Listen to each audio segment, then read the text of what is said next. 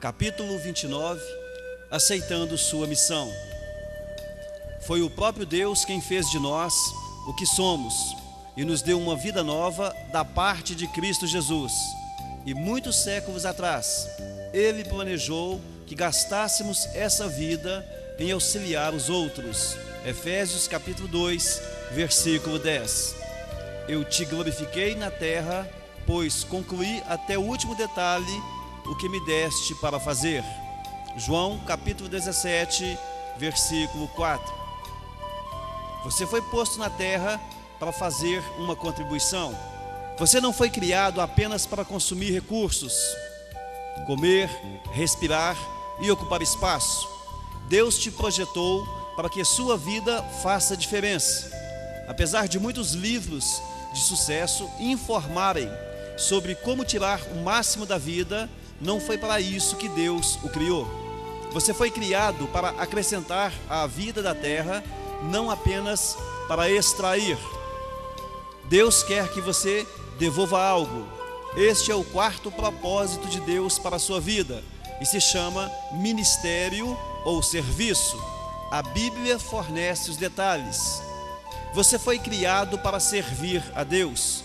A Bíblia diz: Deus nos criou para que fizéssemos as boas obras que Ele já havia preparado para nós. Essas boas obras são o seu serviço. Sempre que você serve as pessoas de alguma forma, você está na verdade servindo a Deus e cumprindo um de seus propósitos. Nos 2 próximos capítulos, você verá como Deus cuidadosamente molda você para o seu propósito. Você verá como Deus cuidadosamente molda você para o seu propósito. O que Deus disse para Jeremias também vale para você. Antes que o fizesse no útero de sua mãe, eu o escolhi. Antes que você nascesse, eu o separei para uma obra especial. Você foi posto nesse planeta para uma missão especial. Você foi salvo para servir a Deus. A Bíblia diz: foi Ele quem nos salvou e nos escolheu para o seu santo trabalho, não porque merecêssemos, mas porque esse era o seu plano muito antes do princípio do mundo, mostrar o seu amor e a sua bondade para conosco por meio de Cristo. Deus o redimiu para que você pudesse exercer a sua santa vocação. Você não foi salvo pelo serviço, mas foi salvo para o serviço. No reino de Deus, você tem um lugar, um propósito, um papel e uma função a cumprir. Isso dá à sua vida enorme importância e valor. Comprar sua salvação custou a Jesus a própria vida. A Bíblia nos recorda: vocês foram comprados por alto preço. Portanto, glorifiquem a Deus com seu próprio corpo. Não servimos a Deus por causa de culpa, medo ou mesmo obrigação, mas pela alegria e profunda gratidão pelo que Ele fez por nós. Nós lhe devolvemos a vida. Pela salvação, nosso passado foi perdoado, nosso presente faz sentido e o nosso futuro é seguro. À luz dessas incríveis vantagens, Paulo concluiu: por causa da grande misericórdia divina, peço que vocês se ofereçam completamente a Deus, como um sacrifício vivo, dedicado ao serviço. O apóstolo João ensinou que nossos préstimos amorosos a outras pessoas mostram que somos verdadeiramente salvos. Ele disse: sabemos que já passamos da morte para a vida porque amamos nossos irmãos. Se não temos nenhum amor pelos outros, nenhum desejo de ajudar as pessoas, e me preocupo somente com minhas necessidades, deveria questionar se Cristo está realmente na minha vida. Um coração salvo é um coração que deseja servir. Outro termo relativo a servir a Deus, que é mal compreendido pela maioria das pessoas, é a palavra ministério. Quando a maioria das pessoas escuta ministério, pensa em pastores, padres e sacerdócio profissional. Mas Deus diz que cada membro de sua família é um ministro. Na Bíblia, as palavras servo e ministro são sinônimas, assim como serviço e ministério. Se você é cristão, é um ministro, e quando está servindo, está ministrando. Quando a sogra de Pedro, enferma, foi curada por Jesus, ela instantaneamente se levantou e começou a servi-lo. usando o seu novo dom de saúde. É exatamente isso que devemos fazer. Somos curados para ajudar os outros. Somos abençoados para ser uma bênção.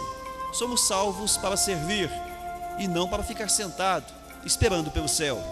Você nunca se perguntou por que Deus não nos leva para o céu imediatamente após aceitarmos sua graça? Porque Ele nos deixa em um mundo decadente? Ele nos deixa aqui para cumprir seus propósitos. Uma vez que você esteja salvo, Deus pretende usá-lo para seus objetivos. Deus tem para você um ministério em sua igreja e uma missão no mundo. Você é chamado para servir a Deus. Enquanto crescia, você deve ter pensado que ser chamado por Deus era algo somente reservado para missionários, pastores, freiras e outros obreiros de tempo integral. Mas a Bíblia diz que todo cristão é chamado para servir. Recomeçando, você é chamado para servir a Deus. Enquanto crescia, você deve ter pensado que ser chamado por Deus era algo que somente missionários, pastores, freiras e outros obreiros de tempo integral experimentavam. Mas a Bíblia diz que todo cristão é chamado para servir.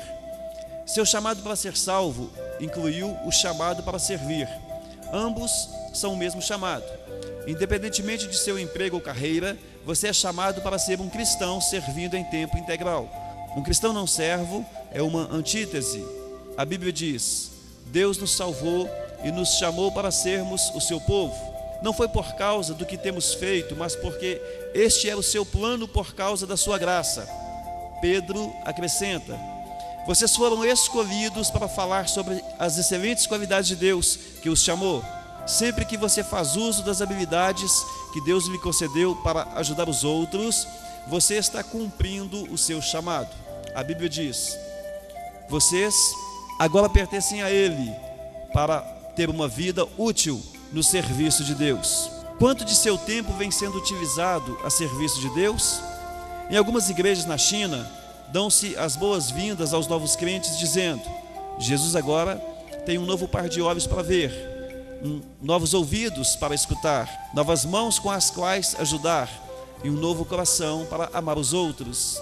Uma razão pela qual você precisa estar vinculado a uma igreja é o cumprimento do seu chamado para servir a outros crentes de maneira prática. A Bíblia diz: todos vocês juntos são o corpo único de Cristo e cada um de vocês é um membro separado e necessário a Ele.